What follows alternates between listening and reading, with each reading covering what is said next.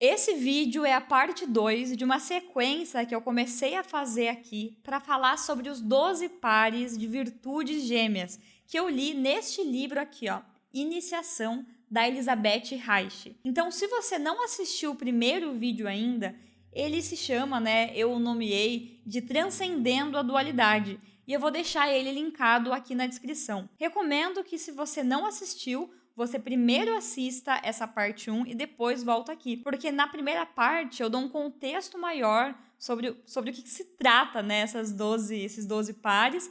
Enfim, explico um pouquinho melhor. Aqui acho que você vai ficar meio perdido, talvez. Beleza? Na primeira parte eu falei sobre os 3 primeiros pares de virtudes gêmeas. E agora eu vou dar sequência. Só para dar um exemplo, para ficar mais fácil para você entender. O primeiro parzinho aqui que ela fala, que eu falei no outro vídeo, é o quê? Silenciar e falar. Aparentemente são opostos, mas basicamente o que ela diz aqui, que faz todo sentido, até com o hermetismo, com a lei da polaridade, que aquilo que parece oposto, na verdade, faz parte de uma mesma coisa. Só parece oposto porque são 2 polos distintos, opostos. É só a polaridade que é oposta, mas se trata de uma mesma coisa. Então, basicamente, a ideia dessa sequência aqui, para falar sobre esses 12 pares de virtudes gêmeas, é para que a gente consiga compreender esses 2 polos e transcender, estar além deles, para que a gente consiga ter uma vida mais tranquila aqui, o que faz com que a gente traga muito mais sofrimento do que a gente poderia sentir, é o fato da gente estar polarizado, da gente estar vivendo esse joguinho aqui da polaridade, que é necessário para a manifestação da matéria, mas que em espírito inconsciente nós podemos estar além disso. No próximo par de virtudes, nós vamos falar sobre ser humilde versus ser autoconfiante. Vamos ver então o que a Elizabeth Reich nos fala aqui sobre a questão da humildade. Humildade é a virtude que devemos obter do nosso eu superior que nos anima. Nesse caso, devemos ter consciência de que todas as qualidades boas e verdadeiras lhe pertencem, no caso, pertencem ao eu superior, Que nosso ser é mero instrumento de revelação, um aparelho destinado a projetar a divindade, mas que em si mesmo não passa de uma concha vazia. E aí, você está disposto a se ver como uma concha vazia? Como sem qualidades? Depois a gente vai falar mais sobre isso. Perdão. Você terá de reconhecer em si mesma a divindade que se abre a tudo, o ser eterno, entregando-se humildemente a ele. Porém, nunca se dobre às forças terrenas ou do submundo, e nunca se ajoelhe diante de formas terrenas. Nesse caso, da humildade divina se desenvolveria uma humilhação covarde, malévola, e com isso você ofenderia o seu eu vivificado por Deus. Uma pausa para a gente falar um pouco sobre isso daqui, para não ficar tão acumulado e só muita informação. Vamos discorrer um pouquinho sobre isso aqui. Então, olha só. Da onde que vem a falta da humildade? De você achar que, eu isso, eu aquilo, Você se acha mais que os outros e tal. Quando você começa a ter a consciência, a reconhecer, porque não é uma crença, gente, eu não quero que vocês acreditem nisso aqui. Quando você acredita em algo, cara, não faz sentido, você tem que ter a experiência. Mas, às vezes, o que acontece? Algo que eu falo aqui, alguma coisa que você lê, algo que aconteceu, faz com que toque algo dentro de você e você sinta assim, isso é verdadeiro. E não é porque você quer acreditar, é porque ressoou com uma verdade que existe em você. Se tudo já está em nós, às vezes, quando nós estamos com o nosso terreno mais fértil, internamente falando, alguma informação de verdade que chega até nós ressoa, vamos dizer assim, quanticamente, e aquilo vibra dentro da gente. Então, pode ser que isso aconteça com você. Mas, se não acontecer, não quero que você acredite. Você tem que ter a experiência, tá bom? Mas, basicamente, voltando aqui, quando você reconhece, percebe, compreende que nada das qualidades e tudo que existe de bom e de maravilhoso não é sobre você. Tudo isso é uma manifestação que você está conseguindo fazer e ter e experienciar, mas de algo que é muito maior que você. Que todas as qualidades e tudo que há de bom, na verdade, pertencem ao eu superior, a Deus, ou como você queira chamar. Não, cara, sério, não se apegue aos nomes. Tem gente que, ai, Deus, não sei o quê, pega mal porque eu sei que as religiões acabaram meio que trazendo uma ideia distorcida, né? E a gente fica com uma coisa ruim. Chame do que você quiser, universo, energia, sei lá. Mas você tá entendendo do que eu tô falando? Essa força maior, esse algo que anima tudo que há aqui, tá? Quando você entende que é dele, é disso, né? Enfim, as qualidades e as coisas boas, da onde que você vai ter arrogância? Entendeu? Já não faz sentido você ser arrogante, porque você entende que não é sobre você. Porém, para você reconhecer e aceitar isso, é necessário você soltar, né, a ideia que você tinha até então sobre o falso eu, sobre o ego, que eu sempre tomo cuidado para falar sobre ego, porque as pessoas tendem a achar que o ego é ruim. Não, o ego é uma ferramenta, e uma ferramenta ela pode ser muito boa, mas pode não ser, né? É aquela coisa, a faca, você vai passar manteiga no pão, vai matar uma pessoa. Cara, a faca não é ruim. Ela pode ser, como pode ser muito útil. Nosso ego é como a faca, entendeu? Ficou mais fácil? O que eu quero dizer é que quando você se identifica com com a ferramenta, você se apega a isso. Quando você se apega a isso, o que acontece? Você fica achando, né, querendo defender isso. Aí quando alguém fala pra você, você não é isso, opa, peraí, então quem eu sou?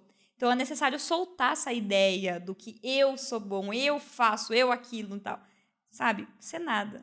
É um nada. Você tem essa coragem, você tem essa humildade de reconhecer isso? Pois é. E muito interessante também essa parte que ela fala aqui, né? Sobre nunca se dobrar às forças terrenas, né?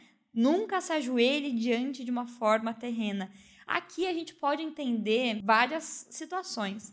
Eu vejo muito acontecendo na questão religiosa, as pessoas se dobrando, né? Principalmente na religião católica e na Umbanda, eu vejo isso acontecer.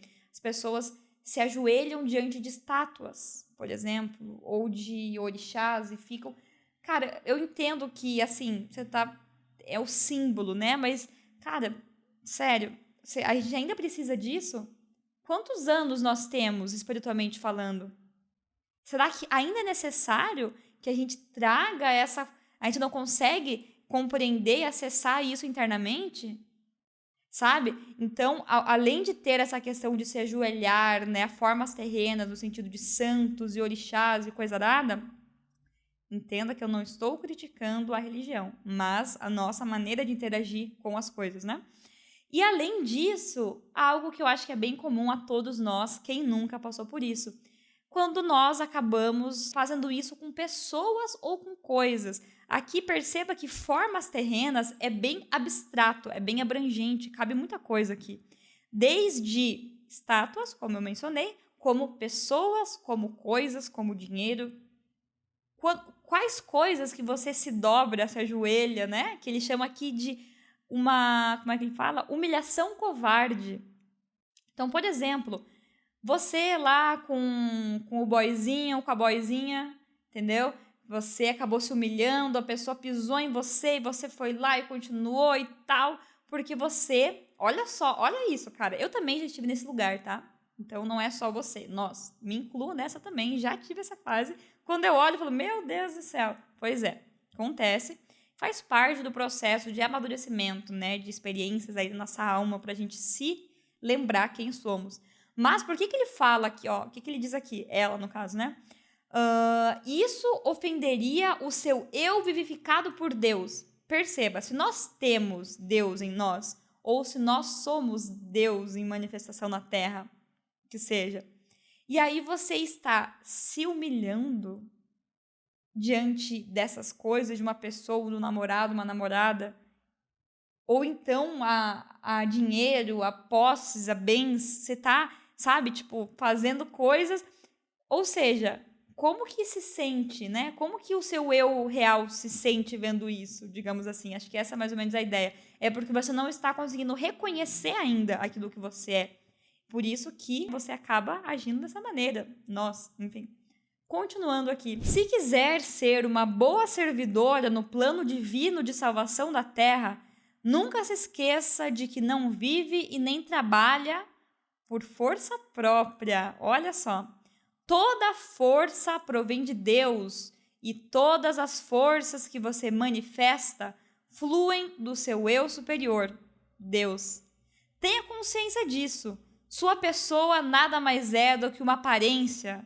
Seu verdadeiro ser, a única realidade eterna em você é Deus. Autoconfiança, portanto, significa ter confiança em seu Deus interior e não no seu ser aparente, em sua pessoa. A autoconfiança divina é impreterível para cada atividade criativa e significa uma ligação íntima com Deus.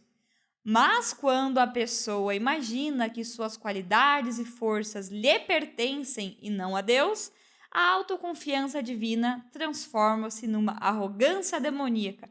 É exatamente o que eu estava falando aqui. Então, veja bem, aqui ela complementa e aí vai ser, eu acho que dá para fechar bem o raciocínio aqui do que a gente está falando. Da mesma maneira que você entende que não faz sentido você não ser humilde, pensando na questão de que as qualidades não são suas, você só está as manifestando, mas elas não são suas, o que seria então autoconfiança?